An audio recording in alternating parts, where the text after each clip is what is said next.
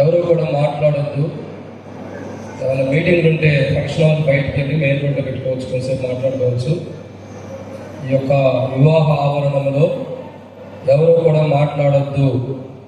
దయచేసి ఈ వివాహం యొక్క ఆవరణంలో ఉన్న ప్రతి ఒక్కరూ కూడా సహోదరులైతే తరల మీద ముసుగు వేసుకోనండి. ఎవరు మాట్లాడొద్దు.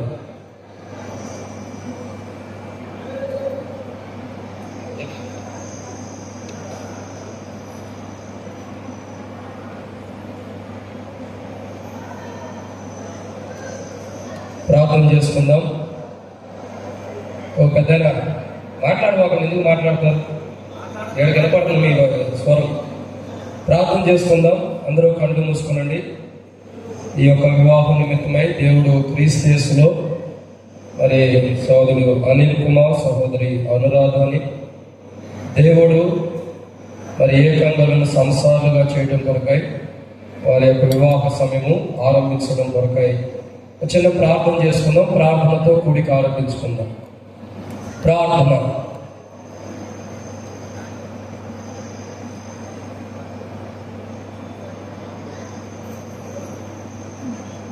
ప్రార్థన చేసుకుందాం.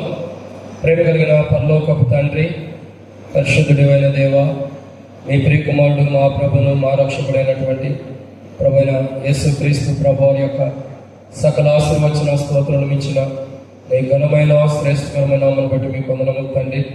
మీరు ఇచ్చిన ఈ కృపకై మీకు వందనాలు.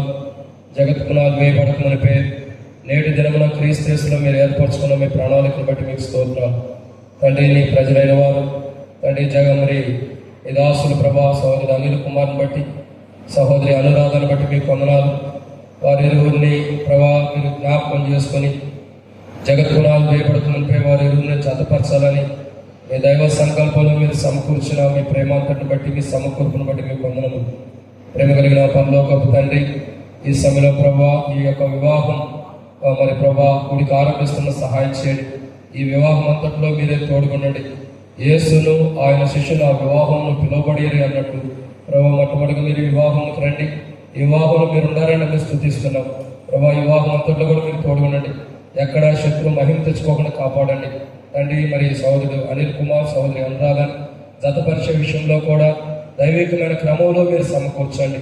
వాక్య వెలుగులో మీ సన్నిధిలో గడిపే విషయాలు కూడా దీవెనకరంగా ఆశీర్వాదకరంగా చేయండి తండ్రి. అందరి శబ్దాలు మీరు స్వాధీనించుకోండి. వాయిద్యాలు వాయించే వారిని స్వాధీనించుకోండి. పాటలు పడి నీ బిడ్డలు మీ కృపలో జ్ఞాపకం చేసుకోనండి ప్రభా. ఇంకా ప్రజలందరినీ బట్టి స్తోత్రాలు. వచ్చిన నీ ప్రజలందరూ బట్టి స్తోత్రములు. రావలసిన వాళ్ళని త్వరపడి తీసుకురండి. మధ్య మార్గంలో ఉన్న వాళ్ళని సకాలు నడిపించండి. ఎవరికి అపాయాలకి జరగకుండా సహాయం చేయండి. ఈ వివాహం అంతట్లో కూడా తండ్రి మీరే అధిపతిగా ఉండండి. శిరస్సుగా మీరు ఉండండి. నాయకుడిగా మీరు ఉండండి ప్రభా. ఎట్లా నడిపించబడాలో కూడా ఈ దాసులైన వారికి కృప దయచేయండి. ఇంకా ప్రభా స్థానిక దైవ సేవకుల రాజాలను బట్టి, అక్కను బట్టి, కుటుంబీకులను బట్టి స్తోత్రాలు. స్థానిక సంఘమును బట్టి కూడా మీకు కృతజ్ఞతలు తండ్రి. మరి అక్షదాన్ని బట్టి కూడా మీకు వందనాలు. రెండు వచ్చిన నీ ప్రజలందరూ బట్టి కూడా స్తోత్రాలు. అది మాత్రమే కాదండి, బంధుమిత్రులు స్నేహితులను బట్టి వందనాలు. ఆయా ప్రాంతం నుండి వచ్చిన ప్రజలందరూ బట్టి స్తోత్రాలు. ఇంకా ఎక్కడెక్కడి నుంచి అయితే ప్రభా నీ ప్రజలను వారిని సమకూరుస్తున్నారు.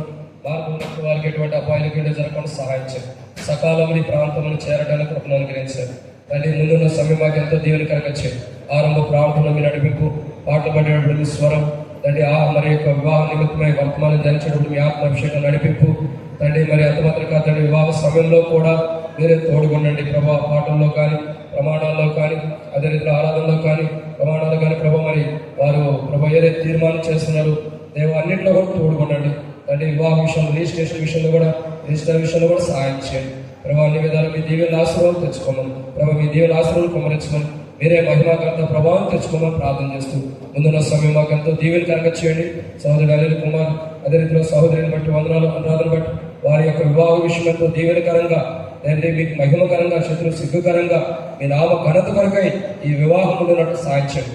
వారి యొక్క బంధుమిత్రులు, స్నేహితులు, శ్రేయోభిలాషులను బట్టి వందనాలు తండ్రి. మరో వచ్చిన వారిని బట్టి స్తోత్రాలు. రావాల్సిన వారిని తలపెట్టి తీసుకొచ్చి నీవే మహిమ పొందమని ముందున్న సమయం మాకు ఎంతో దీవెనకరంగా చేయండి. అన్ని విధాల పాఠంలో, వాక్యంలో మీరే మహిమ పొందమని, మీ యొక్క మీ దాసును మీ ఆత్మను అభిషేకించమని యేసు ప్రభు నామములో ప్రార్థన చేస్తున్నాను తండ్రి. ఆమేన్. దయచేసి ఎందుకు కుమారుడు దయచేసి స్టేజ్ మీదకి రావాల్సిన మనం చేస్తున్నాం. అదే రీతిలో కొంతమంది సేవకులైన వారు ఉన్నారు. వారు కూడా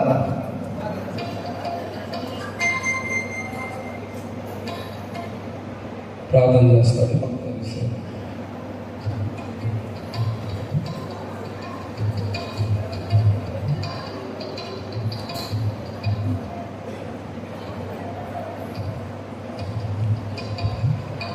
ప్రార్థన చేసుకుందాము. పరలోకమందున్న తండ్రి, యేసు ప్రభువా మీకు వందనాలు. స్తోత్రాలు. ఈరోజు వారికి ఏర్పాటు చేసిన వివాహ దినాన్ని బట్టి మీకు కృతజ్ఞతలు తెలుసుకుంటున్నా. దీవెనకరంగా ఈ యొక్క వివాహ దినాన్ని గురించి తిరిగి స్మరణ చేస్తూ యేసు నామమున ప్రార్థిస్తున్నాం తండ్రి. దేవునికి స్తోత్రము గానము చేయుటయే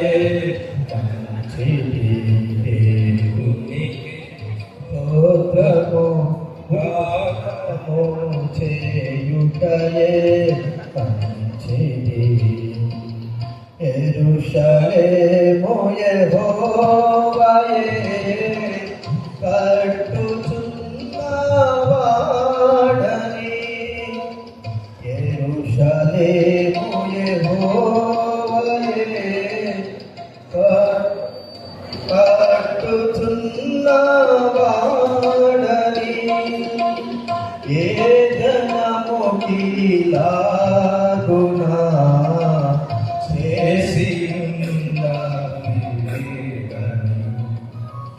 దయచేసి మరి పాస్టర్స్ దయచేసి వేరే మీదకి రావాల్సిన మనం చేస్తుంటున్నా.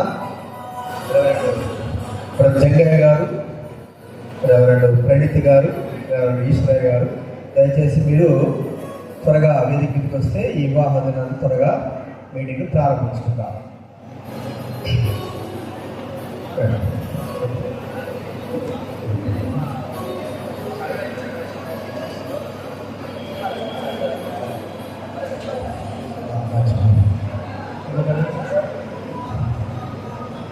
ఈశ్వరయ్య గారు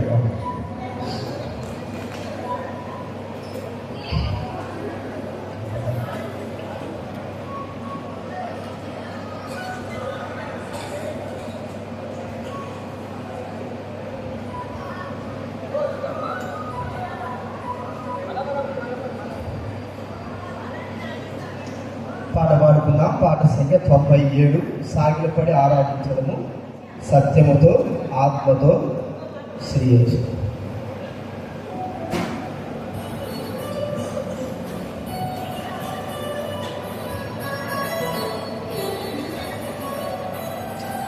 నా ప్రాణప్రియుడ యేసురాజా. 104 పాట సంఖ్య 104. పాడబడేవారు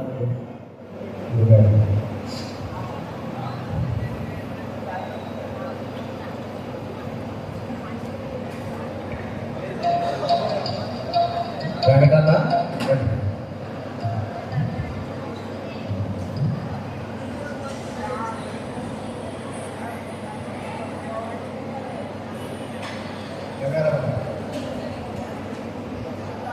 నా ప్రాణ ప్రియుడా యేసు రాజా, ఆర్తింతోనో నా హృదయార్పణ, విరిగే నలిగిన ఆత్మతోను హృదయపూర్వక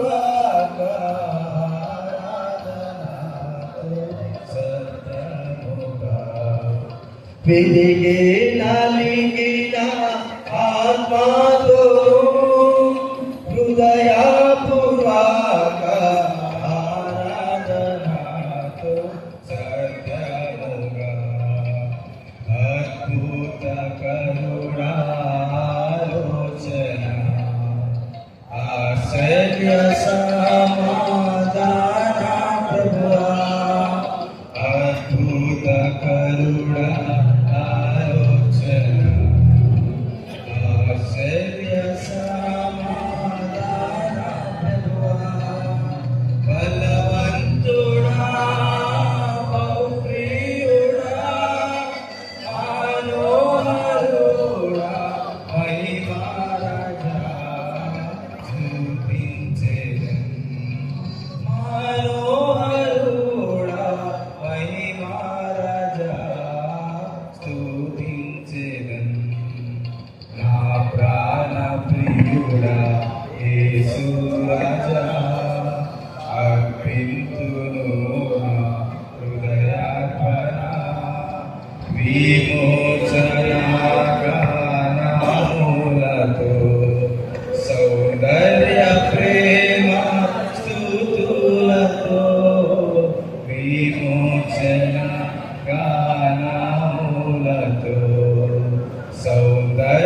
ప్రేమ స్తుతులతో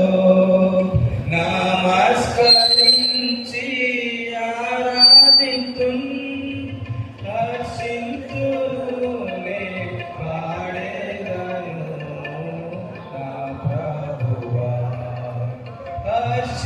హర్షింతునే పాడేదను నా ప్రభువా నా ప్రాణ ప్రియుడా యేసు రాజా అర్పింతును నా హృదయార్పణ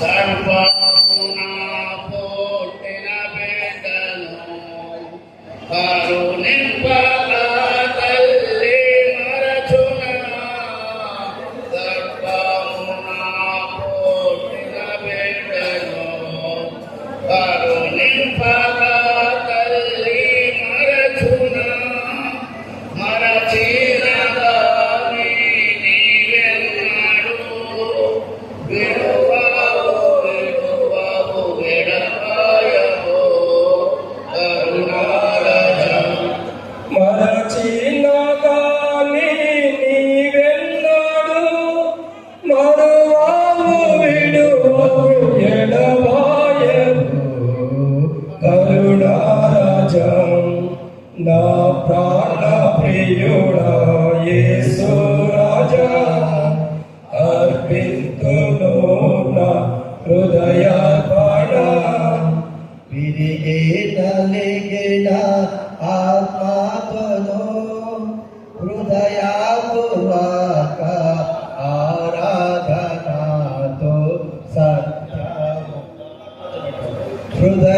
హృదయపూర్వక ఆరాధనతో సత్యముగా వాగ్దానములు నాలో నెరవేరెను విమోచించి నాకే చేతివే వాగ్దానములు నాలో నెరవేరెను విమోచించి నాకే చేతివే ఆడేదను ప్రవర్షింతును హల్లెలూయా హల్లెలూయా హల్లెలూయా పాడేదను ప్రహసితును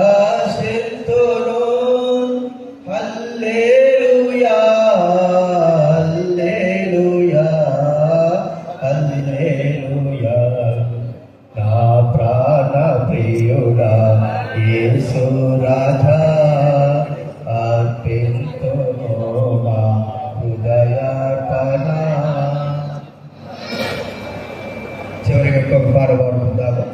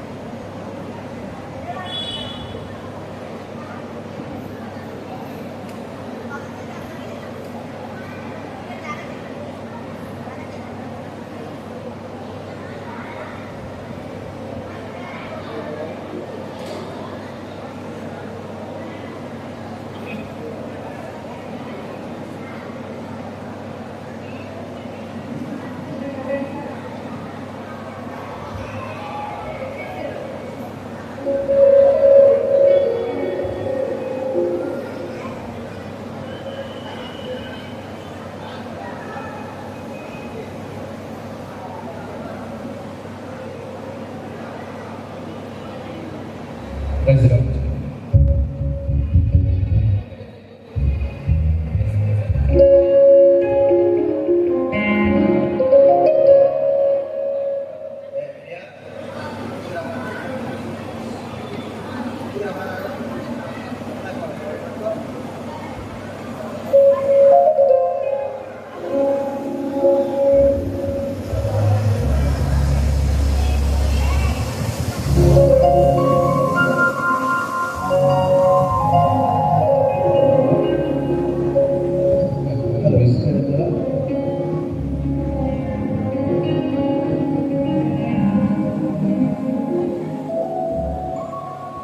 hello praise the lord.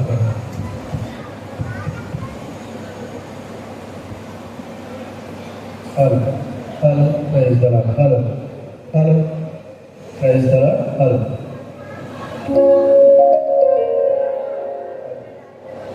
Hello praise the lord.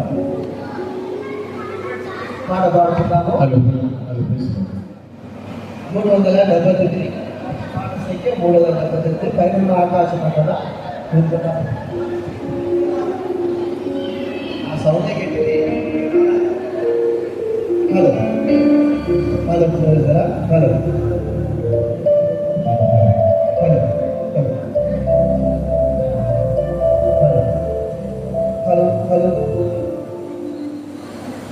పైనున్న ఆకాశమందున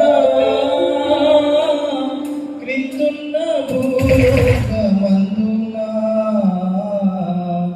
లేదు రక్షణ ఏ నామమున లేదు పాప లేదు పాప విమోచన పైనున్న ఆకాశమందున అన్ని నామములకు పైని కలదు ఉన్నతం మగు యేసుని నామం అన్ని నామములకు పైని కలదు ఉన్నతం మగు యేసుని నామం యేసు నామములో శక్తి కలదు యేసు నామములో శక్తి కలదు యేసుకు శాశ్వత ముక్తి కలదు యేసుకు శాశ్వత ముక్తి కలదు పైన ఆకాశమందున క్రిందున్న భూలోకమందున లేదు రక్షణ ఏ నామమున లేదు పాప విమోచన లేదు పాప విమోచన యేసు నామములో నిత్య జీవం శాశ్వతానంద నిత్య శాంతి యేసు నామములో నిత్య జీవం శాశ్వతానంద నిత్య శాంతి యేసు నామములో పాప శుద్ధి యేసు నామములో పాప శుద్ధి విశ్వసించిన చూసండి పైన ఆకాశమందున క్రిందున్న భూలోకమందున లేదు రక్షణ ఏ నామమున లేదు పాప విమోచన లేదు పాప విమోచన పైన ఆకాశమందున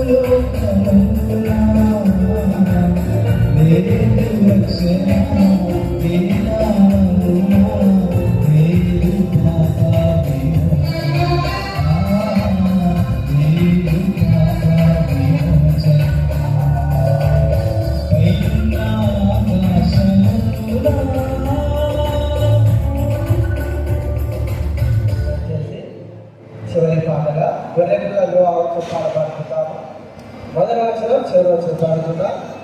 ఈ వచనాల్లో మరి పెళ్లి కుమార్తెను దయచేసి గౌరవంగా తీసుకుంటాము. మొదటి వచనంలో నుంచే లేచి నిలబడి ఈ యొక్క పాట పాడుతున్నాం. అప్పుడు పెళ్లి కుమార్తె మన మధ్యకు వస్తుంది.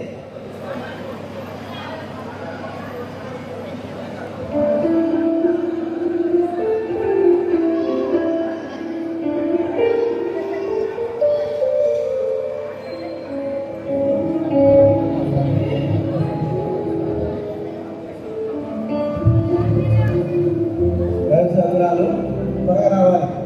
పెళ్లి కుమార్తె తీసుకురావాలి, త్వరగా రావాలి. మరి వచ్చిన చివరి వచ్చిన పాల్గొన్న ఈ మాట పాడినప్పుడు పాడుకుందాము. అప్పుడు పెళ్లి కుమార్తెను దయచేసి మరి సభ్యురాలు తీసుకొస్తాను.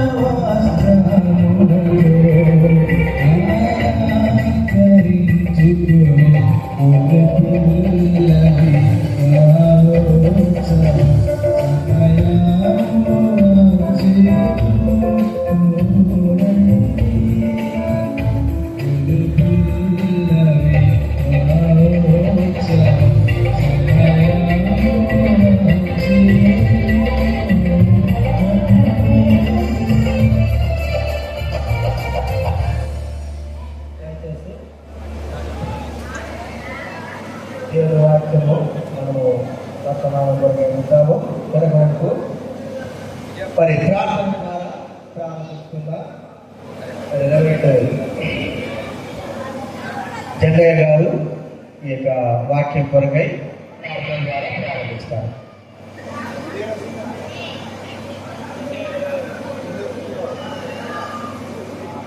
ప్రార్థన చేస్తాం. అందరం కళ్ళు వచ్చి కళ్ళు వేసుకుందాం, ప్రార్థిస్తాం.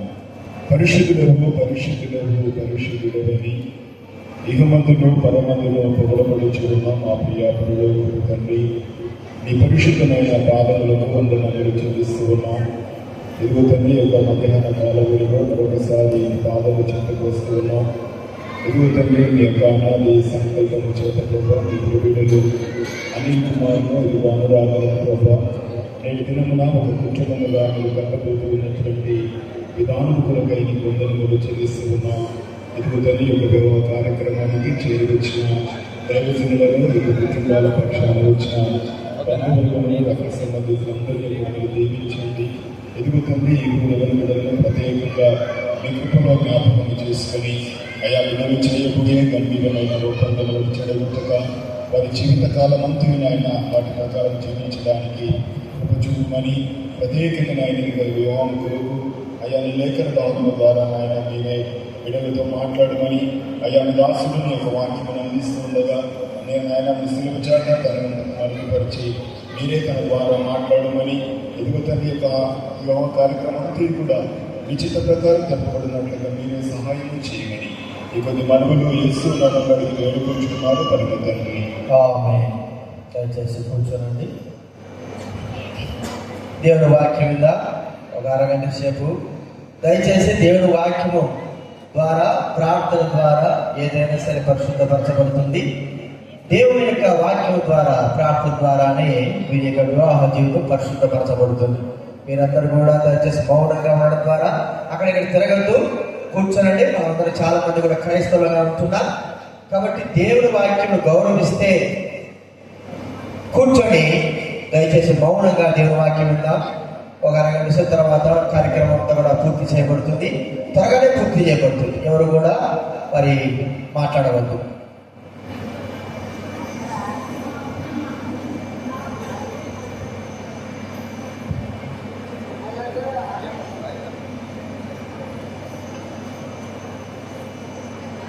దయచేసి ఎవరో కూడా వద్దు. అందరూ బంధువులు కాబట్టి వివాహంలో కలుసుకున్నప్పుడు ఎలా ఉంటుందంటే ఒకరినొకరు పలకరించుకోవడం ఎక్కువ ఉంటుంది.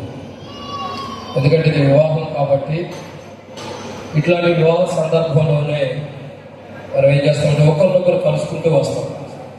కాబట్టి మనం చేసే పని ఏంటంటే ఈ వివాహంలోనే ఎట్లున్నారో, బాగుంటారా, ఏం చేస్తున్నారు, పిల్లలు ఏం చదువుతున్నారు, జాబ్ చేస్తున్నారా, పెళ్లిగా, వృద్ధాప్యులు ఉన్నారా లేదా, కుటుంబ సమస్యలు ఎట్లుండే, ఇవన్నీ మాట్లాడుకుంటూ ఉంటాం. చెప్పే వాక్యం వినము, పెళ్లి కూతురు పెళ్లి కొడుకుని కూడా చూడటం. మనం చేసే పని ఏంటి?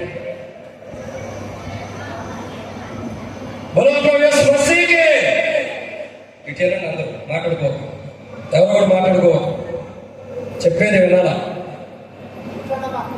ఎన్నో దినముల తర్వాత కలుసుకున్నాము, బాగున్నారా, ఎక్కడున్నారా ఇవన్నీ మాట్లాడుకోవద్దు. ఫస్ట్ వాక్యం చెప్పేటప్పుడు వాక్యం వినండి. అటు పిమ్మట మీరు భోజనం చేసినప్పుడు మాట్లాడుకోండి. ఎందుకంటే భోజనం చేసినప్పుడు మాట్లాడుకుంటే ఎక్కువ తినొచ్చు, ఇప్పుడు మాట్లాడుకుంటే తక్కువ తింటారు. అప్పుడు ఎవరు కూడా మాట్లాడద్దు, వెనుకున్నవారైనా ముంగట ఉన్నవారైనా. రండి, పరిశుద్ధమైన బైబిల్ గ్రంథంలో నుండి ఒక లేఖన భాగాన్ని మనం చూద్దాం. యోహాను సువార్త 2వ అధ్యాయం. యోహాను సువార్త 2వ అధ్యాయం. ఈ యొక్క వివాహంలో మరి సహోదరుడు అనిల్ కుమార్, సహోదరి అనురాధ, వారిరువురిని దైవ సంకల్పంలో జతపరచుకున్నప్పుడు కొన్ని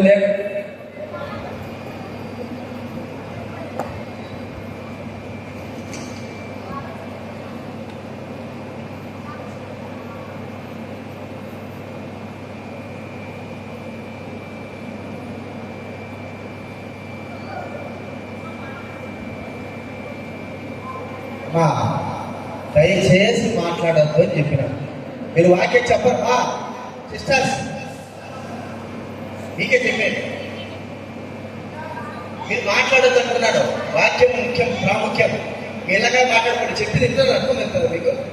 ఒక అరగంట సేపు ఆగలేదు, అరగంట సేపు దేవుడి వాక్యం ప్రాముఖ్యం అంటే చెప్పినా కదా మీకు. ఇంకా మీరు క్రైస్తవులే కదా, చెప్తా అంటే ఇది చెప్తున్నా మీరు అక్కడ అర్థం కాకపోతే ఎట్లా? దయచేసి సమయంలో దేవుని యొక్క వాక్యం నుండి కొన్ని మాటలు జ్ఞాపకం చేసుకుంటూ వద్దాం. యోహాను సువార్త 2వ అధ్యాయం. యోహాను సువార్త 2వ అధ్యాయంలో మనం చూసినట్టు ఒక మాట రాయబడుతూ వచ్చింది. చాలా విషయాలు ఇక్కడ ఉన్నాయి, కానీ అన్ని చదవలేం, కానీ కొన్ని మాటలు మాత్రమే. యోహాను సువార్త 2వ అధ్యాయం 1-2 వచనాలు. యోహాను సువార్త 2వ అధ్యాయం 1-2 వచనాలు అందరం కలిసి చదువుదాం. 3వ దినమున గలిలయలోని కానాను అనే ఊరిలో ఒక వివాహం జరిగింది. యేసు తల్లి అక్కడ ఉండెను. యేసును ఆయన శిష్యులను ఆ వివాహమునకు పిలువబడింది. అక్కడ దేవుని వాక్యాన్ని చూసినట్టే ఒక మాట రాయబడుతూ వచ్చింది. ఒక వివాహం జరిగింది. ఆ వివాహమునకు యేసును ఆయన శిష్యులను ఆ వివాహమునకు పిలువబడిరి అని దేవుని వాక్యాన్ని మనం చూస్తున్నాం. యేసు ప్రభువారితో పాటు ఆయన శిష్యులు కూడా ఆ వివాహమునకు పిలువబడినటువంటి సన్నివేశం మనం చూస్తున్నాం. అయితే ఇక్కడ విషయం ఒకటి చెప్పాలి. సరే, మీరు ఎటు కింద కూర్చున్న వాళ్ళు ఎందుకు, ఎందుకంటే మీ మాట మీరు, మీ ఆలోచన మీరు ఉంటారు కాబట్టి కనీసం పైన మీరు అన్నారు. ఇది మీకు ఒక శిక్ష, జైలు లాంటిది. ఒక అరగంట 2 గంటల సేపు జైలు లాంటిది. ఈ తర్వాత ఎంతో బంధించబడి ఉంటారు. కాబట్టి ఇక్కడ జాగ్రత్తగా వినండి. ఏంటంటే ఈ వివాహం అన్నది చాలా విషయమైంది. వివాహము అన్ని విషయముల్లో ఘనమైనది అని హెబ్రీ 13:5 రాయబడుతూ వచ్చింది. వివాహం అన్ని విషయంలో ఘనమైనది. కానీ ఘనమైన వివాహం అనేది చాలా ప్రాముఖ్యత. ఈ ఘనమైన వివాహానికి ఎవరు రావాలంటే మొట్టమొదటిగా యోహాను సువార్త 2వ అధ్యాయం 3వ వచనం రాయబడుతూ వచ్చింది. ఆ 2వ వచనంలో యేసును ఆయన శిష్యులను ఆ వివాహములకు పిలువబడింది. యోహాను సువార్త 2వ అధ్యాయం 2వ వచనంలో యేసును ఆయన శిష్యులను ఆ వివాహములకు పిలువబడింది. ఇప్పుడు యేసుక్రీస్తు ప్రభువారు ఆ వివాహానికి పిలువబడిన అనుభవం. ఏ వివాహానికి పిలువబడ్డాడంటే ఘనమైన వివాహం. ఏదండి? ఘనమైన వివాహం. సో ఘనమైన వివాహమునకు యేసుక్రీస్తు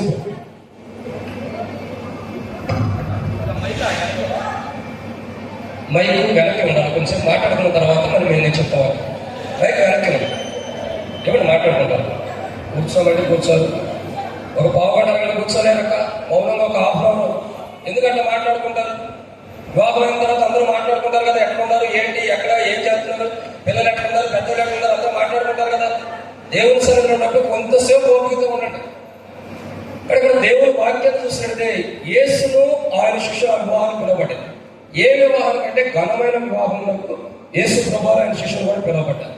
అయితే యేసుక్రీస్తు ప్రభువారు మన కుటుంబంలోకి రావడం ద్వారా జరిగే కొన్ని విషయాలు వాటిని మనం ధ్యానించినప్పుడు ప్రభుత్వంతో చిన్న ప్రార్థన. మమ్మల్ని వ్యక్తులకు ఎక్కువగా ప్రేమించిన పరలోకపు తండ్రి, పరిశుద్ధుడు అయిన దేవా మీకు స్తోత్రాలు. ఈ సమయంలో తండ్రి కొన్ని మాట వాక్యం ధ్యానించిపోతున్న సహాయం చేయండి. దాసుడు తల్లి యజమానుడు వైపు చూస్తున్నట్టు, దాసుడు తల్లి యజమానుడు వైపు చూస్తున్నట్టు, వాకులను మీ వైపు వీక్షిస్తున్న మీరే సహాయం అందించి మైండ్ పొందండి.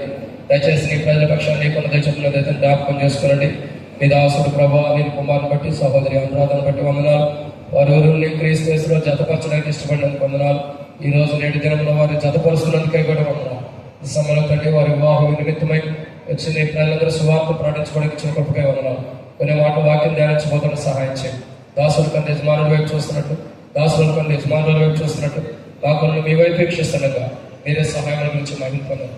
దయచేసి నీ ప్రజల పక్షాన్ని లేకుండా దయచూపున్నాను. దయతో జ్ఞాపకం చేసుకోండి.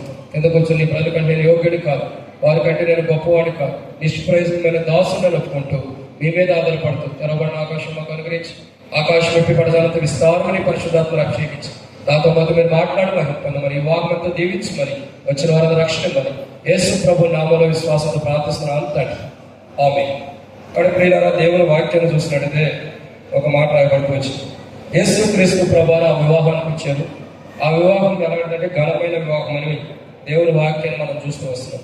సో ఘనమైన వివాహానికి యేసు ప్రభువారు రావడం ద్వారా చాలా విషయాలు ఇక్కడ గమనించాల్సిన కోణం ఏంటంటే మన కుటుంబంలోకి యేసు ప్రభు వస్తే జరిగే వెంటనే బైబిల్లో కొన్ని విషయాలు. సో దాంట్లో మొదటి మాట రండి దేవుని వాక్యాన్ని చూసినట్టే మత్తయి సువార్త మొదటి అధ్యాయం. మత్తయి సువార్త మొదటి అధ్యాయం. మత్తయి సువార్త మొదటి అధ్యాయము 19వ వచనం. మత్తయి సువార్త మొదటి అధ్యాయం 19వ వచనం చదువుతారా? నేను చెప్పిన ఎక్కడో కొత్త నిబంధన పేజ్ నెంబర్ 1. కొత్త నిబంధనలో పేజ్ నెంబర్ 1.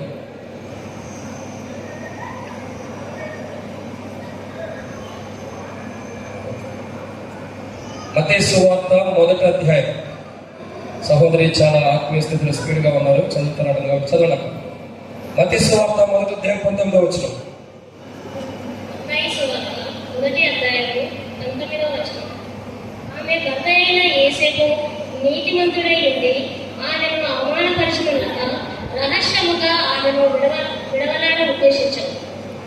సార్, ఇక్కడ మనం దేవుని వాక్యాన్ని చూసినట్టయితే యేసును ఆయన శిష్యులు ఆ వివాహంలో పిలువబడింది ఉంది. సో ఆ వివాహానికి యేసు ప్రభువుతో పాటు ఆయన శిష్యులు కూడా వచ్చారు. ఏ వివాహం అంటే ఘనమైన వివాహం. సో ఈ ఘనమైన వివాహం గురించి కొన్ని విషయాలు చూసినట్టే ఇక్కడ మెయిన్ ప్రాముఖ్యత యేసు ప్రభువు మన ఇంట్లోకి రావాలి. యేసు ప్రభువు మన జీవితాలు మన కుటుంబాలకు వస్తే జరిగేది ఏంటంటే మొట్టమొదటిగా అక్కడ రాయబడుతుంది. మత్తయి సువార్త 1వ అధ్యాయం 19వ వచనం ఏమనుందమ్మా?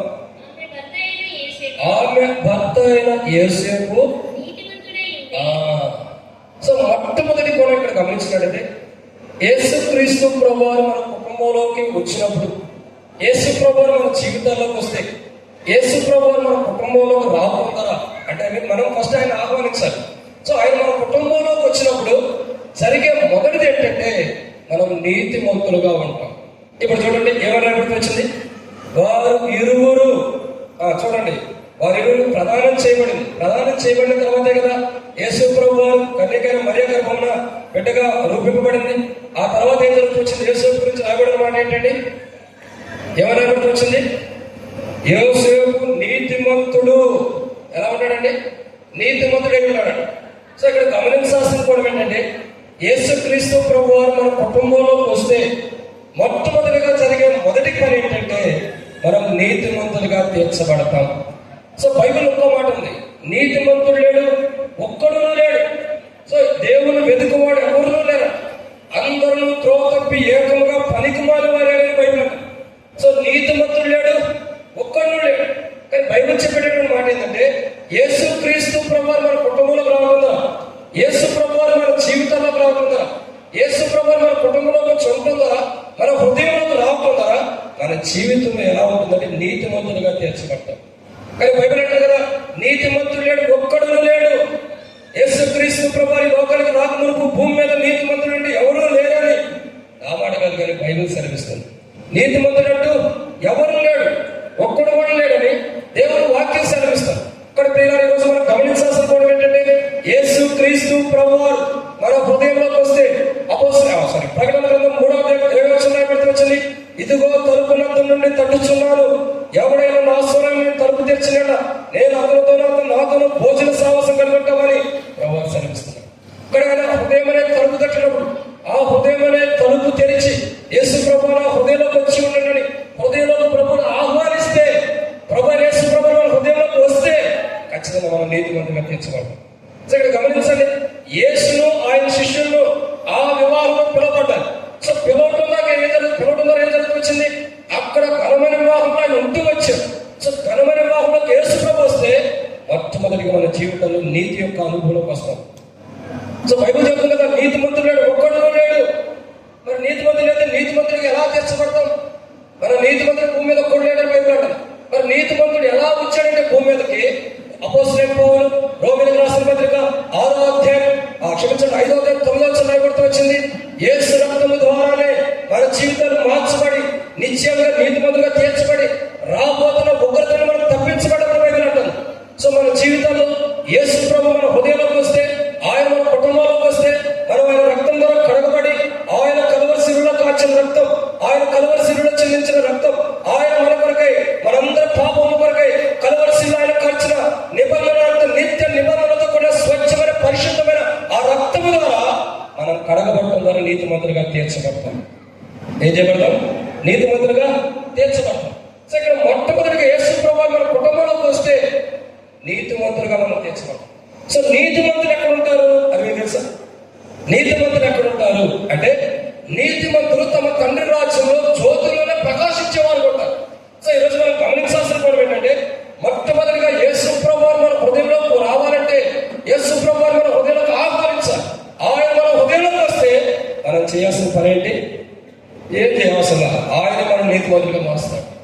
మన హృదయంలోకి ఆయన వస్తే, మన హృదయంలోకి వచ్చి ఆయన ఉంటే, మన కుటుంబంలోకి ఆయన వస్తే మనం నీతి లేని మన జీవితం, నీతిమంతులుగా జీవించిన మనం నీతిమంతుడు ఒక్కడే బైబిల్ అంటుంది. ఏ నీతి అయితే మనలో లేదు మనమందరం కూడా నీతిమంతులుగా మార్చబడతాం. ఆయన రక్తం, ఆయన కలవలసిన కాచిన రక్తం ఒక కులానికి కాదు, ఒక మతానికి కాదు, ఒక ప్రాంతానికి కాదు, ఓ భేదానికి కాదు, ఇంకా కుల మతాలతో వ్యత్యాసంగా అతీతంగా సంబంధం లేకుండా ప్రతి మానవుడి కొరకు ఆయన కలవలసిలో తన రక్తాన్ని చెందించిన వాడుగా ఉంటాడు. ఆయన రక్తం కార్చినప్పుడు ఏ కులాన్ని చూడాల, ఆయన రక్తం కార్చినప్పుడు ఏ మతాన్ని చూడాల, ఆయన రక్తం కార్చినప్పుడు ఏ మనుషుల్ని చూడాల, ఆ మనుషుల్లో ఉన్న పాపాన్ని తీసేయడమే ఆయన ధ్యేయంగా పెట్టుకున్నాడు. సో ఆయన రక్తం కార్చినప్పుడు ప్రతి మానవుల్లో ఉన్న అనీతిని స్వనీతిని తీసివేసి నీతిమంతులుగా తీర్చడం కొరకై ఆయన కలవరిలో ప్రాణం పెట్టాడు. ఇప్పుడు యేసు ప్రభువారు మన హృదయంలో కాపురించుకున్నారు. యేసు ప్రభువారు మన జీవితాల్లోకి వస్తే నీతిగా లేని మన జీవితం ఆయన కలవరిసిన ద్వారా యేసు ప్రభు నేను పాపిని నీ కలవరిసిన కట్టుకున్న పాపం కడగనప్పుడు నీతిమంతులుగా చేయబడతాం. ఆయన రక్తం ద్వారా కడగబడి నీతిమంతులుగా అవుతాం. అప్పుడు మన జీవితాలు ఎలా ఉంటుందండి? నీతిగా ఉంటాం. సో మొట్టమొదటిగా మన జీవితంలో మన కుటుంబంలో యేసు ప్రభువారు వస్తే మొట్టమొదటిగా జరిగేది ఏంటంటే నీతి. చూడండి, యోసేపు ఉన్నాడు, ఎవరో మాట్లాడుతున్నాడు, ఇంకా ఎవరో మాట్లాడుతున్నారు మొత్తంగా ముగించేస్తాను. చూడండి, యేసు ప్రభువారు మరియమ్మ యోసేపు వారి కుటుంబంలోకి రాకముందు వారి వివరణ వేరు ఉంది. అంటే అంతగా లేదు. కానీ యేసు ప్రభువారి నిమిత్తమే వచ్చినప్పుడు ఆయన యేసు ప్రభువారు మరియ గర్భంలోకి వచ్చిన తర్వాత యోసేపు గురించి అక్కడ రాయబడిన మాట ఏంటంటే నీతిమంతుడై ఉండి. సో యేసు ప్రభువారు మన జీవితాల్లోకి వస్తే మనం నీతిమంతులుగా చేయబడతాం. మన జీవితంలో పాపం, లోకం, శరీరాశులు, నేత్రాశులు ఏదైతే లోకంలో జీవిస్తూ వస్తున్నామో అదంతా పోయి మనం నీతిమంతులుగా తీర్చబడతాం. ఇది మొదటి కోణం. రెండో విషయం చూద్దామా? యేసు ప్రభువారు మన కుటుంబంలోకి వస్తే జరిగేది ఏంటి అంటే, ఇప్పుడు ఈ వివాహంలోకి యేసు ప్రభు వస్తే జరిగే మొదటి కార్యం ఏంటంటే, సరే వివాహం అనేది దేవుడు జరిగేస్తున్నాడు. వివాహం ఎలాంటిది చెప్పండి? వివాహం ఎలాంటిది? ఏందయ్యా నీకు వివాహం కదా? ఒకరు కాదు, ఇద్దరు కలిసి చేస్తాం కదా. వివాహం ఎలాంటిది? వివాహం అమృతకంగా అమృతకం లేదా? ఏమో మరి చెప్పినట్టు పెళ్లిలో అయ్యా చిన్నగానే మాట్లాడు, ఎక్కువగా మీరు చెప్పారక్క ఎక్కువగా మాట్లాడదు, చిన్నగా మాట్లాడమని, పెద్దగా మాట్లాడు. మీకు వినపడుతుందా అక్క? మీ తమ్ముడు చెప్పేది వినపడుతుందా? వినపడుతుందా అంటే నువ్వు అబద్ధం చెప్పినట్టే, మీ తమ్ముడు కాబట్టి. వివాహం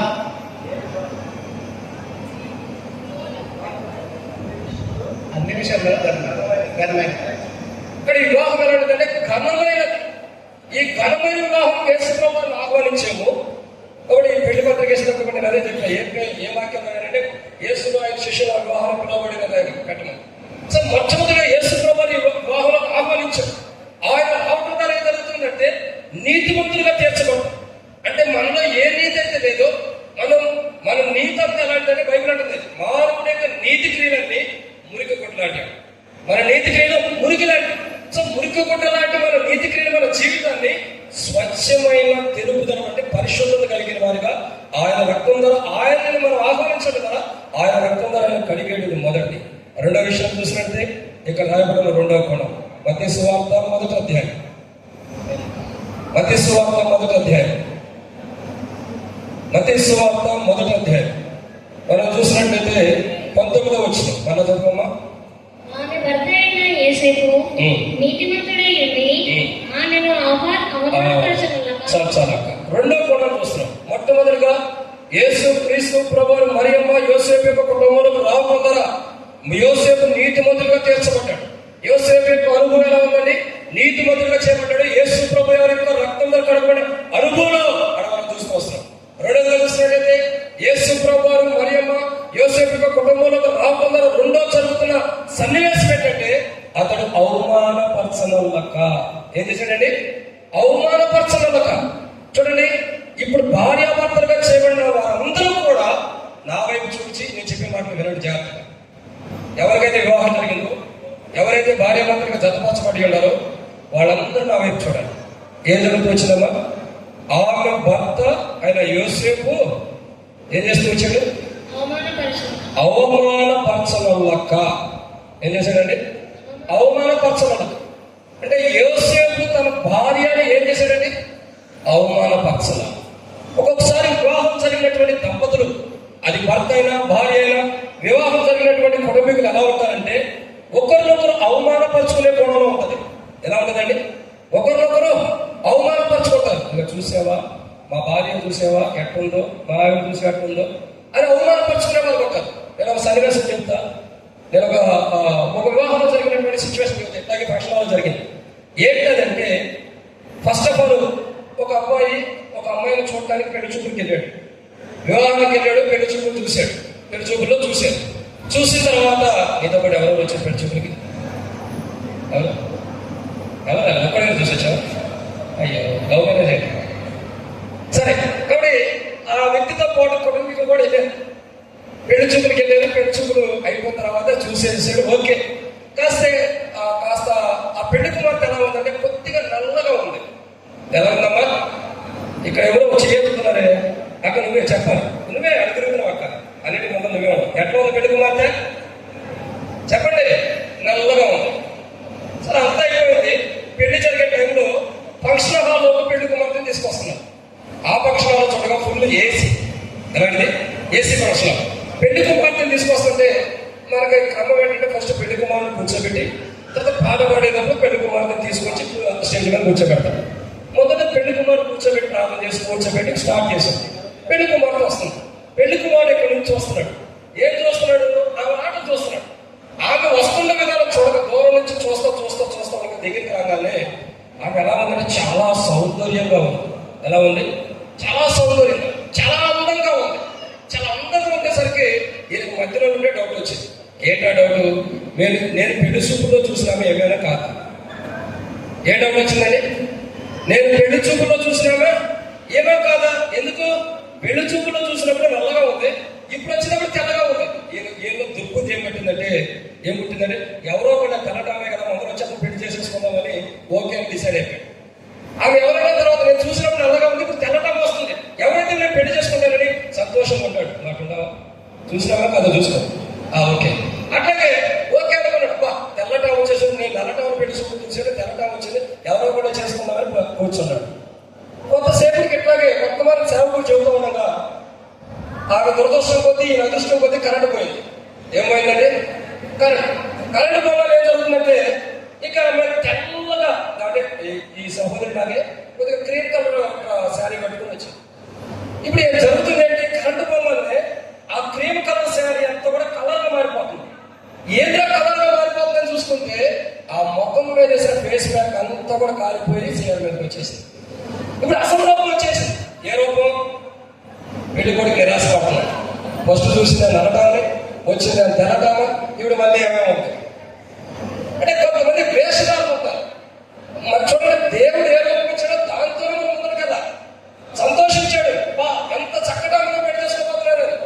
తర్వాత చూడగా ఆమె ఫేస్ మీద ఉన్న కలర్ బాగా ఏమైంది? అది నేను పెళ్లి చూపులో చూసినామని అనుకుంటాడు. కాబట్టి ఒక్కొక్కసారి మన జీవితాలు ఎలా ఉంటాయంటే బాధకరంగా దుఃఖకరంగా ఉంటాయి. కానీ గమనించాల్సిన కూడా ఏంటంటే యోసేపు తన భార్య విషయంలో అవమానపరచనల్లక ఏ విషయంలో కూడా యోసేపు తన భార్యను అవమానపరచల. దేవుడి చిత్తంలో, దేవుడి సంకల్పంలో, దైవ చిత్తంలో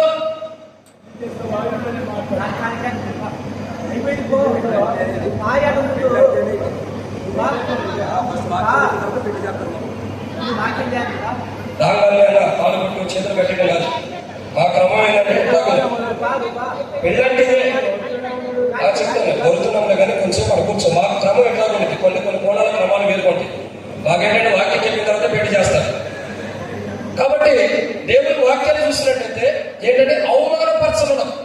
సో ఇక్కడ గమనించాల్సిన కోణం ఏంటంటే భార్యాభర్తలు అన్న వారు జతపరచబడినటువంటి భార్యాభర్తలు జతపరచబడుతున్న వారు ఎలా ఉండాలంటే వారి జీవితంలో అవమానపరచడం. అంటే యోసేపు తన భార్యను అవమానపరచడం ఉన్నట్లు యోసేపు తన భార్యను ఎట్లయితే అవమానపరచలేదో భార్యాభర్తలు ఇరువురు కూడా ఎలా ఉండాలండి? ఇరువురు కూడా ఎలా ఉండాలా? ఒకరినొకరు అవమానపరచుకోకూడదు. అర్థమవుతుంది. ఇప్పుడు వెళ్ళి ఇదిగో నా భర్త ఎట్టాడు అట్టాడు నువ్వు చెప్పుకున్నా, నా భార్య ఎట్లా అంటే అట్లా అంటే నువ్వు చెప్పుకున్నా, ఇద్దరి మధ్యన ఇద్దరు ఒకరొకరు అవమానపరచుకున్నట్టు అప్పుడు ఏం జరిగింది? మీ ఇద్దరు సాక్ష్యం అన్నది బయట అనేది ఘనమైన సరిగ్గా ఉండదు. సో యేసు ప్రభువు మన జీవితాలకు రావడం ద్వారా మనం నీతిమంతులుగా తీర్చబడతాం. రెండోది ఏంటంటే ఎదుటి వ్యక్తిని అవమానపరచం. ఏం చేస్తామండి? అవమానపరచం. సో ఇద్దరు చెత్తపరచబడుతున్న మీరు, ఒకరినొకరు చెత్తపరచబడుతున్న మీరు, ఇద్దరికి మీ ఏకాంగులుగా ఉన్న మిమ్మల్ని సంసారంగా చేయబడుతున్నారు. ఇద్దరు ఏకాంగులుగా ఉన్న మీరు సంసారంగా చేయబడుతున్నారు. కానీ ఏకాంగులుగా ఉన్న మీరు సంసారంగా చేయబడుతున్నప్పుడు చేయాల్సిన పని ఏంటంటే యేసు ప్రభువును హృదయంలోకి ఆహ్వానించి నీతిమంతులుగా ఉండాలా. రెండోది చూసినట్టే ఒకరినొకరు అవమానించుకోకూడదు. ఒకరినొకరు అవమానించుకోకూడదు. అంటే చూడండి, చాలా మంది ఎలా ఉంటారంటే భర్త అంటే విలువ లేకుండా 10 మంది మధ్యలో కూడా ఏది పడితే తిట్టేస్తూ ఉంటారు. భార్య అంటే విలువ లేకుండా భార్య కూడా తిట్టేవాళ్ళు ఉంటారు. ఇప్పుడు 10 మంది మధ్యలో నీ భార్య నువ్వు తిట్టినా, నీ భర్త నువ్వు తిట్టినా ఏమైంది? ఒకరినొకరు అవమానించుకున్నట్టు. అప్పుడు ఏమైపోయింది? బయట వేరే టాక్ ఉంది. ఆమె చూడండి, ఆమె భర్త ఆమె లెక్క చేయడం, ఆమె భార్య ఆమె భర్త లెక్క చేయడం అంటారు. అంటే అక్కడ సాక్ష్యం పోవడం. సో ఒకరినొకరు అవమానించుకోవడం. ఏదైనా అవమానకరమైన పరిస్థితులు వస్తే ఒకరినొకరు ఏం చేయాలి? ఇంట్లోనే వాటిని సరిదిద్దుకోవాలి. కాబట్టి మొట్టమొదటిగా యేసు ప్రభువుని హృదయానికి ఆహ్వానించాలి, తద్వారా నీతిమంతులు చేయబడతాం. రెండోదిగా చూసినట్టే ఒకరినొకరు అవమానించుకోవాలి. ఈసారి ఇక్కడ నేను ముగిస్తాను. బయట నుంచి కూడా వాళ్ళు కూడా ముగించి మాట్లాడారు కాబట్టి ముగిస్తాను. మూడో విషయం ఏంటంటే, రండి, మూడో మాట ఇక్కడ రాయబడుతుంది. మత్తయి సువార్త 1:9 వచనం. ఏమన్నా వచ్చిందండి? చదవమా. 19:20.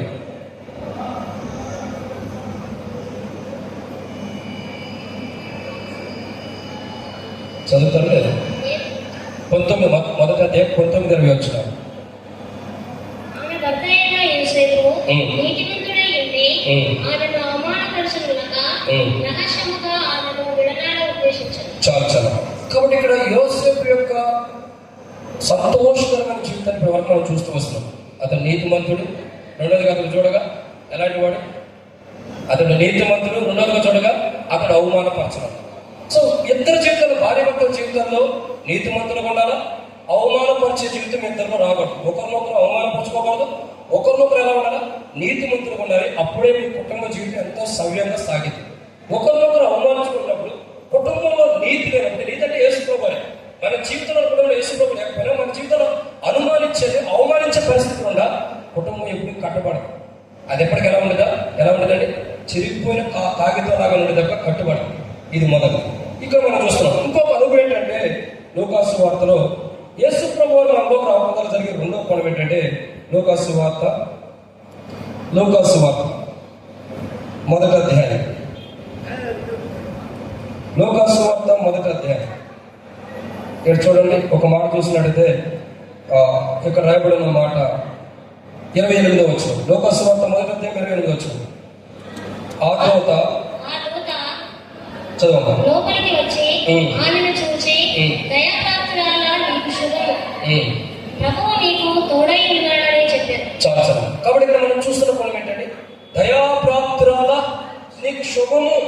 ఇక్కడ రెండవ కోణం ఏంటంటే, యేసు ప్రభువు మనలో మన కుటుంబంలో రావడం ద్వారా మనం నీతిమంతులుగా తీర్చబడుతున్నాం. రెండు, ఒకరినొకరు అవమానపరచుకునే జీవితం ఉండదు. సో మూడోదిగా, అంటే తన జీవితంలో తాను ఉండాల్సి చెప్పాడు. మూడోదిగా ఏం జరుగుతుందంటే, దయాప్రాప్తురాలా అంటే దేవుని దయ పొందినటువంటి అనుభవం వచ్చేసింది. ప్రభువు మన కుటుంబంలోకి ఆహ్వానించడం ద్వారా, యేసు ప్రభువు మీ కుటుంబంలోకి వస్తే ఈరోజు ఎలా ఉంటారు? దేవుని దయ పొందుకున్నవారు. అప్పుడు దేవుని దయ పొందుకుంటే ఎలా ఉంటుందంటే, దేవుడు చెత్తపరిచిన వారిని మనిషి ఎవరు కూడా విడదీయకూడదని భయం. సో మీ ఇద్దరు దేవుని దయ పొందుకుంటే ఆయన ఆహ్వానించాలా, నీతిమంతులుగా ఉండాలా, ఒకరినొకరు అవమానపరచుకోకుండా ఉండకూడదు. తర్వాత దేవుని దయ పొందుకుంటే దేవుడు చెత్తపరిచిన వారిని మనుషులు ఎవరు కూడా విడదీయకూడదని భయం. ఎప్పుడైతే దేవుని దయ పొందుకుంటారో, ఎప్పుడైతే దేవుని దయ మనం కలిగి ఉంటామో, ఆ దేవుని దయ మన కుటుంబాల్లో మనలో ఉన్నప్పుడు మనుషులు ఎవరు కూడా మనల్ని విడదీయలేదు. 3 పీటల తాడు విడిపోతాడు. చాలా బాగా ఉంది. ఏమంటే వివాహమైన కొత్తలో చాలా మంది పరిచయం అవుతారు. ఏమంటే, అమ్మ బాగుండవా, అమ్మ బాగుండవా, ఏ ఊరు ఏందని అడిగి, ఇదిగో మీ అత్త లాంటిది, మీ మావయ్య లాంటివాడు, ఇదిగో ఆయన ఎట్టాడు, ఏమెట్టాడు అని ఒక్కొక్కరు మన గురించి చెప్పేవాడు ఉంటారు. సో ఎవరైనా చెప్పిన మీరు ఆలోచించాల్సిన విషయం ఏంటంటే, ఎవరినైతే నువ్వు నమ్మి తల్లిదండ్రులు విడిచిపెట్టి ఒక సహోదరుని వివాహం చేసుకుని తనతో పాటు జీవించడానికి వచ్చావో అతను మాత్రమే నమ్మాలి. ఇంకా పక్కన మాట చెప్పేవాడు ఎవరిని నమ్మద్దు. ఎందుకంటే కొంతమంది కాపురాలు కట్టేవాడు ఉంటారు, కూర్చేవాడు కూడా ఉంటారు. సో ఎవరి మాట నమ్మద్దు.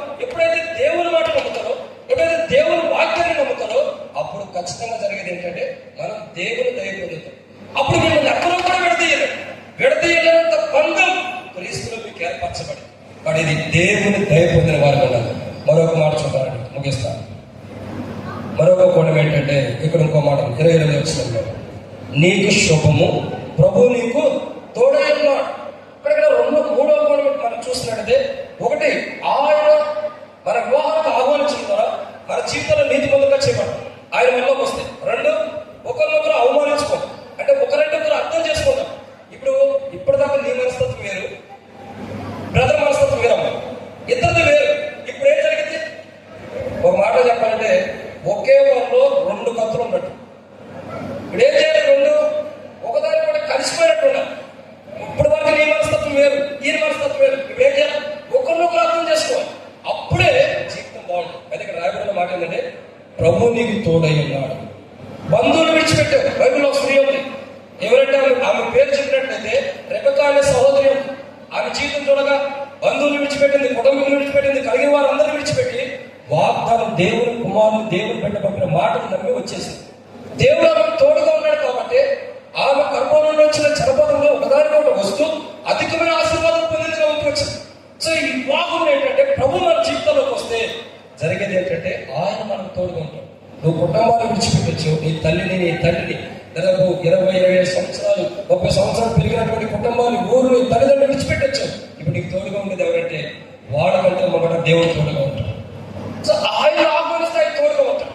అక్కడ కుటుంబంలో కూడా ఇద్దరు జతపరచబడిపోతున్న మీరు సోదరుడు అనిల్ కుమార్ గారు, సోదరి అనురాధ గారు, మీ జీవితాల్లోకి ఆయన వస్తే ప్రతి కష్టంలో మీకు తోడు ఆయన, ప్రతి బాధ ఆయన మీకు తోడు, ప్రతి దుఃఖంలో ఆయన తోడు. మీ కుటుంబ సమస్యల్లో, కుటుంబంలో బాధలు కానీ, కుటుంబంలో వేదన వచ్చిన, కుటుంబంలో దుఃఖం వచ్చిన, ఆయన ఈ వివాహం రాకుండా మీ కుటుంబంలోకి వచ్చాడు కాబట్టి ఆయన మీకు తోడుగా ఉంటాడు. ఇది అసలు తోడుగా ఉంటాడు. ఆయన తోడుగా ఉంటే నీకే కీడు జరగదు. ఈ వివాహం అన్నది ఘనమైన వివాహం చేసుకుని వస్తాడు. ఆయన మనం ఆహ్వానిస్తే మన హృదయంలోకి జరిగేది ఏంటంటే మనం నీతిమంతులు ఉంటాం. 2, అవమానపరుచుకునే జీవితం ఉండదు. 3, మన జీవితాల్లో దేవుని దయ పొందుకుంటాం. 4, ప్రభు మనకు తోడుగా ఉంటాడు. ఏం చేస్తాడండి? ప్రభు మనకు తోడుగా ఉంటాడు. అప్పుడే మన జీవితాలంతా ఆత్మీయంగా కట్టబడతాయి. కాబట్టి మన జీవితంలో ప్రభు మొట్టమొదటి వివాహం యేసు ప్రభు వారు వివాహానికి ఆహ్వానించారు, మన హృదయాల్లో కూడా ఆహ్వానించారు. మన జీవితంలో కావాలి. ఈరోజు మీరు చేయాల్సిన పని ఏంటంటే, ప్రభా సహోదరుడు అనిల్, ప్రభా మరి నేను, లేదా మరి అనురాధ, లేదా నేను జతపరచబడుతున్నాను, మా కుటుంబంలోకి మీరు రండి. నేను మీ కుటుంబంగా చేయబడుతున్నాను కాబట్టి ఈ కుటుంబ జీవితంలోకి మీరు వచ్చి మమ్మల్ని నడిపించండి ప్రభా. మాకు ముందుగా మీరు వెళ్ళండి. బైబిల్ ఉంది, నిర్గమకాండం 33:14 వచనంలో కానీ రాయబడితో వచ్చిన మాట, నీకు ముందుగా నా దూతను పంపుతున్నాను. అంటే ఆయన మన కుటుంబంలో రాకుండా ఆయన వస్తే ఏం చెప్తాడు? మీకు ముందుగా ఆయన వెళ్తాడు. కాబట్టి మీ కుటుంబ జీవితంలో ఇప్పుడు కొనసాగే కుటుంబ జీవితం ఏ గానుగులు కూడా మీరు ఇప్పుడు సంసారం ఒకటిగా చేయబడుతున్నారు. ఇక్కడ నుండి ఏముండాలా? ఆయన మీలో ఉన్నాడు. మీలో ఉంటే ఆయన మీకు ముందుగా వెళుతూ మిమ్మల్ని నడిపించేవాడు ఉంటాడు, మీకు తోడుగా ఉంటాడు, మిమ్మల్ని నీతి మార్గం నడిపిస్తాడు. ఒకరినొకరు అవమానపరచుకోకుండా ఆయన మాట్లాడుతూ వస్తాడు. వాక్య పిలుగులో మిమ్మల్ని సరిదిద్దుతూ వస్తాడు. మీకు ఆయన ధైర్యించేవాడు ఉంటాడు. చివరికి అక్కడ రాయబడిన మాటలు చూసినట్టయితే ఏంటి? చివరి కోణంలో మనం అర్థం చేసుకుంటే ప్రియులారా, భర్తకి భార్య ఎలాంటి వాడు? అపోస్తలుల పౌలు ఎఫెసీయులకు రాసిన పత్రిక 5వ అధ్యాయంలో రాయబడుతూ వచ్చింది 24 నుండి. భార్యకి భర్త ఎలాంటి వాడు తెలుసా? ఎలాంటి వాడు? భార్యకి భర్త శిరస్సు. భర్తకి భార్య శిరస్సు కాదక్క, నువ్వు శిరస్సుగా ఉంటే ఆయన కష్టమైపోయింది. భార్యకి భర్త శిరస్సే, కానీ భర్తకి భార్య ఎలాంటిదంటే ప్రేమించబడుతున్నటువంటి ఆమె. తన శరీరాన్ని తను ఎలా ప్రేమించుకుంటాడో తన భార్యను కూడా అలా ప్రేమించేవాడు ఉండాలి. భార్యకి భర్త శిరస్సు, కానీ భర్తకి భార్య ఎలాంటిదంటే తన శరీరం. అర్థమవుతుంది? భార్యకి భర్త ఏమవుతాడు? శిరస్సు. కానీ భర్తకి భార్య ఎలా ఉంటుంది? శరీరం, తన సొంత శరీరం. ఎలాంటిదంటే సొంత శరీరం. ఇప్పుడు చెప్పండి, ఇప్పటి నుంచి అనురాధ నీకు ఎలా ఉంటుంది సోదరి? పైకి ముగించేస్తున్నా కదా, కొన్ని అడగాలి కదా. ఇప్పుడు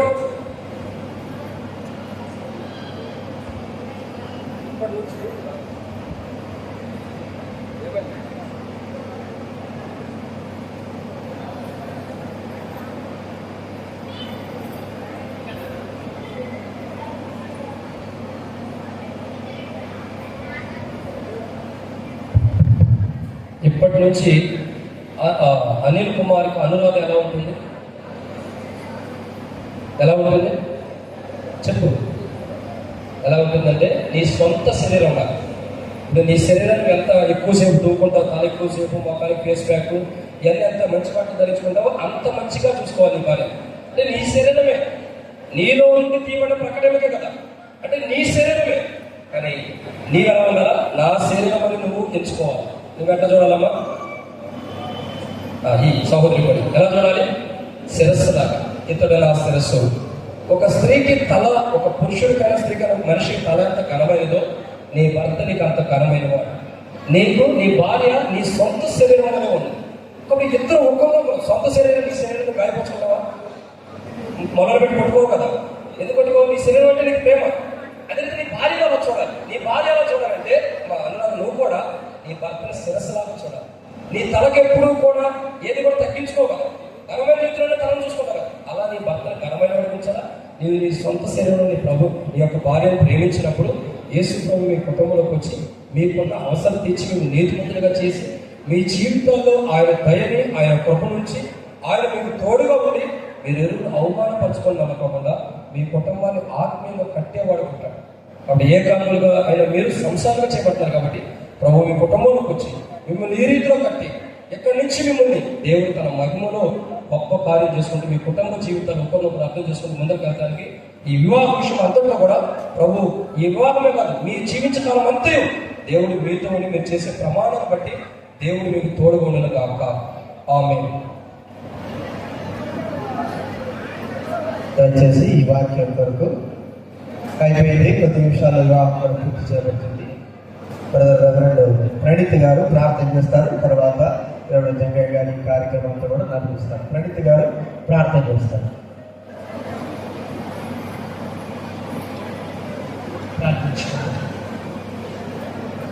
వివాహము అనే విషయంలో ఘనమైనది. అతి ఘనమైనటువంటి వివాహములకు మీ దాసుడు అనిల్ కుమార్, అతిథిగానే సహోదరి అనురాధను మీరు సిద్ధపరిచినారు, వాక్యం ద్వారా బలపరిచినారు. విన్నటువంటి వర్తమానమును వారి యొక్క హృదయములలో తలపోసుకుంటూ నీ నామములకు మహిమకరంగా అనేకులకు ఉపయోగకరంగా అనేకుల ఎడల గొప్ప సాక్ష్యము కలిగిన కుటుంబముగా ఈ కుటుంబము కట్టబడినట్లు ఈ వర్తమానంలో వారి హృదయంలో మీరే స్థిరపరిచి బలపరచమని యేసయ్య పేరిట ప్రార్థిస్తున్నాను తండ్రి. ఆమేన్.